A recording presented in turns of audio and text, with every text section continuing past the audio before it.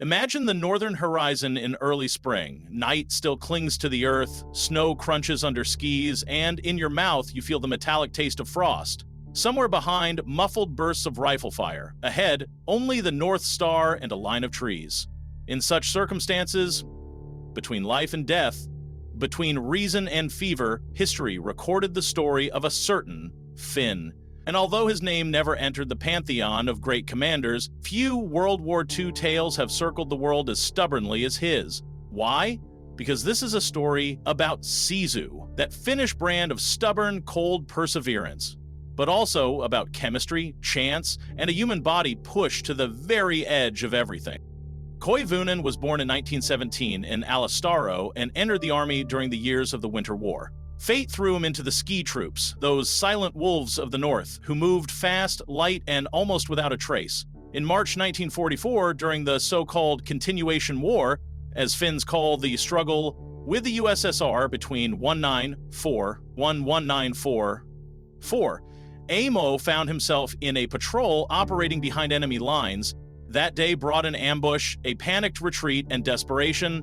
The skiers fled with all their strength, the pursuit relentless. On top of that, Koivunen carried with him something not unusual in the armies of the era: Pervitin, a military stimulant based on methamphetamine. In theory, a cure for sleepiness and fatigue. In practice, a dangerous cocktail of adrenaline, bad luck, and frost. And here is where the twisted part of the story begins.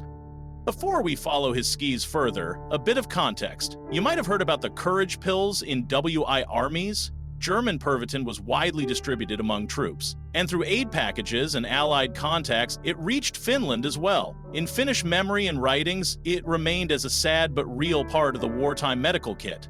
A tablet to give strength, steal fear, and muffle hunger. A gift from our allies, some said with irony.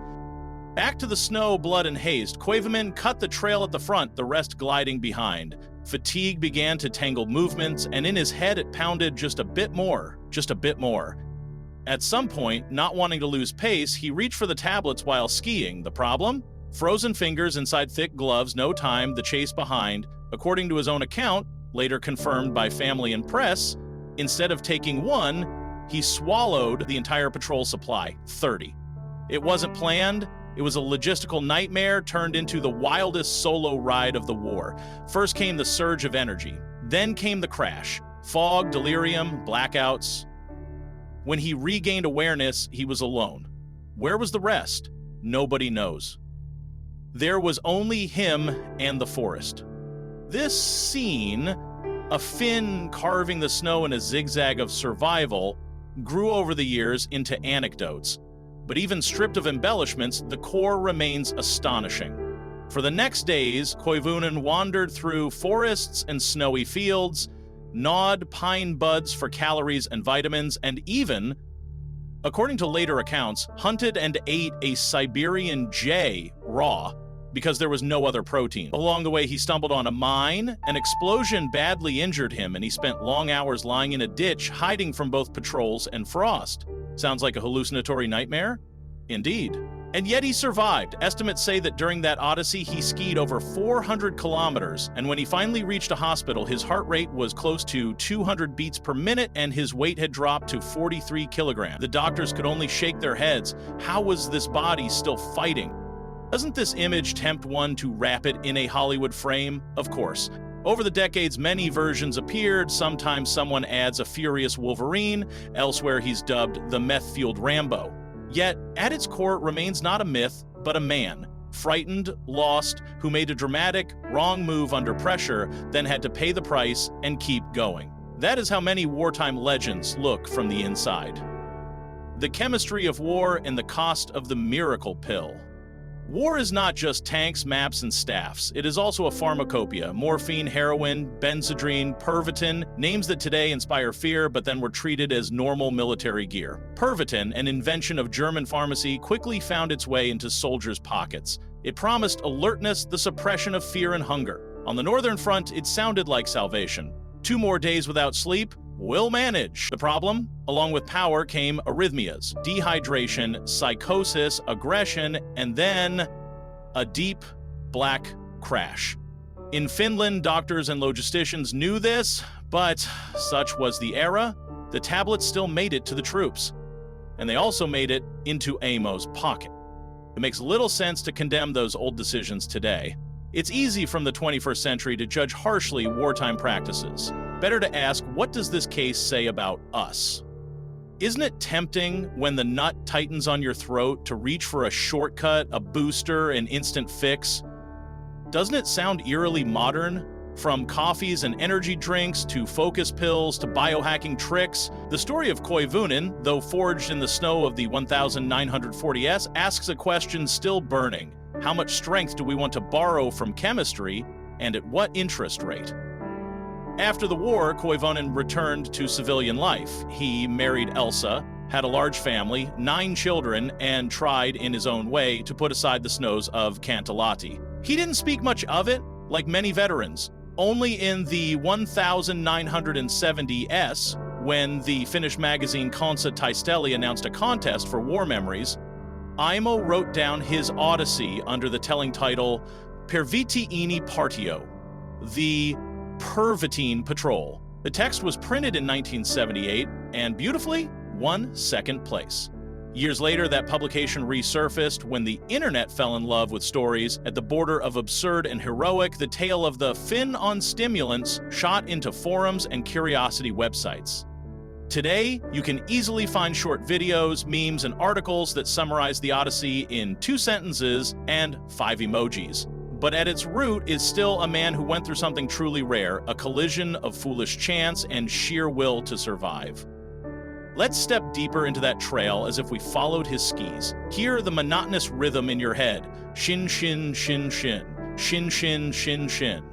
Skis on hard track, the first stage after the overdose. A burst of energy. Head clear as neon, arms light, pace perfectly synchronized. When adrenaline and Pervitin work together, skiing technique runs like a well-oiled machine. But the body is no perpetual motion device, and physiology never forgives. A formula, extreme stimulation plus 20 DGC, plus no sleep, plus minimal calories equals disaster. Hallucinations under such a mix are no surprise. The brain fires blanks, reflexes override reason. Koivunen wrote in his memoirs of ghostly interlocutors, of losing his unit and trying to find them by following worn-out tracks. Burrowing through drifts, he would at night dig into the ice, building a makeshift snow cave to keep his body heat. Old alpine wisdom. Go under the surface, make a roof from skis and snow, block the wind. In the morning, crawl out and keep going. Somewhere along the way came an explosion, a mine. Did the snow cushion the blast? Probably. In winter, with deep cover, explosions behave differently. And here, one of the most human moments of this odyssey. Lying in a ditch, hours and days passing, stunned and hurt, alive simply because there was nothing else to do. Cold became a noun that stuck to him like a new name. Sometimes it was joined by hunger, hunger that teaches forest cuisine, pine buds with their bit of sugar and resin, a bird caught by surprise, a little melted snow water, though we know don't drink it unboiled, it chills the body, but in extremity, every I know gives way to I can now. Doctors, numbers, and a biological miracle. Eventually, man returns to people. That's how his road ended. At the end stood a hospital and doctors who recorded a few numbers, today quoted with disbelief and awe. Heart rate around 200 beats per minute, weight about 43 kilograms, metabolism plummeting down a cliff. And yet, stabilization, recovery, survival. Was it a miracle? Science has much to say. In extreme stimulation, the body can run long on reserve, burning tissues, draining glycogen, consuming fat and muscle as fuel. Add to that cold, which paradoxically can reduce inflammation and swelling, plus enforced rest after the mine, and you get a mosaic of small chances that combined mean survival. Statistics? Grim. Fate? For once, merciful. It's easiest to say he survived, that's it. But life after such events is often harder than imagined. Koivunen built a family, worked, grew old, like everyone. He died in 1989, aged 71. He left not only the memory of that crazy ride, but also, and perhaps above all, a quiet biography of a man who tried to piece together his life after the war. For his children, he was simply a father, or us, an internet legend, a parable of how close the line runs between helper and executioner in a small, cheap pill. But in this story is really ours. So, reader, what do you take from it? That methamphetamine is a bad idea? That's obvious. We don't need the Finnish tundra to know that war twists moral spines and medical standards. True, but also banal. For me, the core lies elsewhere, in the tension between control and chaos. Each of us has moments when we run without time to take off gloves, count pills, think twice. And then things just happen. Koivunen is the patron of such moments, when you misjudge a dose, a road, a decision, and then pay the price. If you're lucky and have allies, even in the form of a snow cave, you make it out.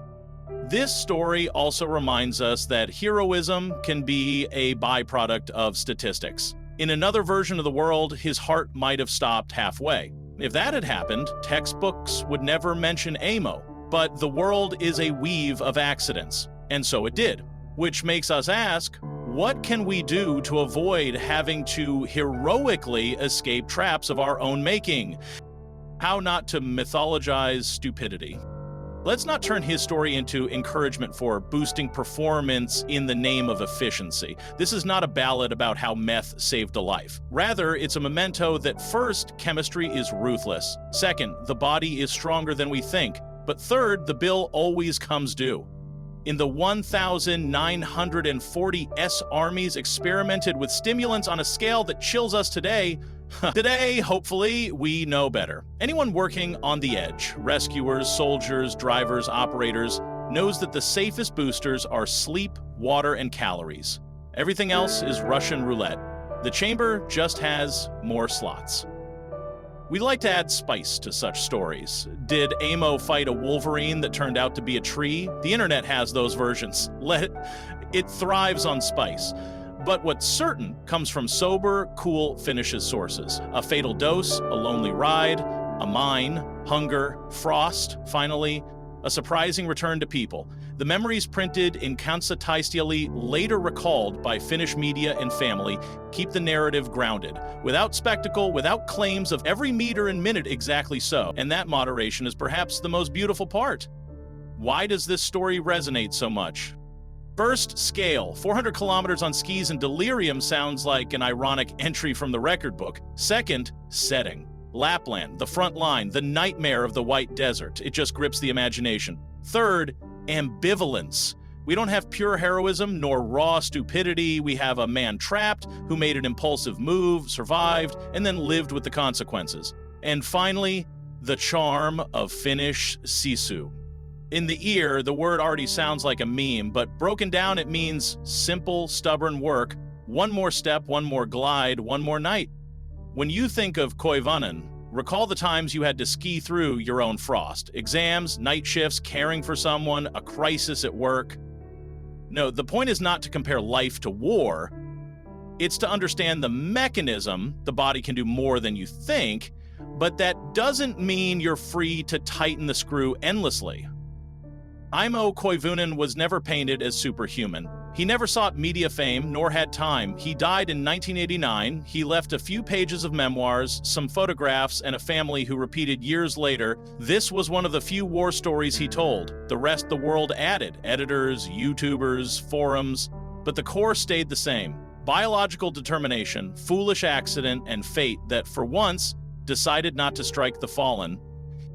A man in a boundary situation is like a tree in a storm. It bends, creaks, sometimes loses branches, but if the root holds, it stands. That quote isn't Koivunen's, but it could be. And maybe that's the strength of this story, its simplicity. No fireworks, no triumphant fanfare, a skier, snow, the North Star, 30 tablets, and a long road home. The final lesson, which could be printed on the first page of every survival manual, not every shortcut is smarter, and not every borrowed strength will be forgiven. If you want it in Finnish, one word is enough. Sisu. But, let me add with a smile, preferably without miracle pills.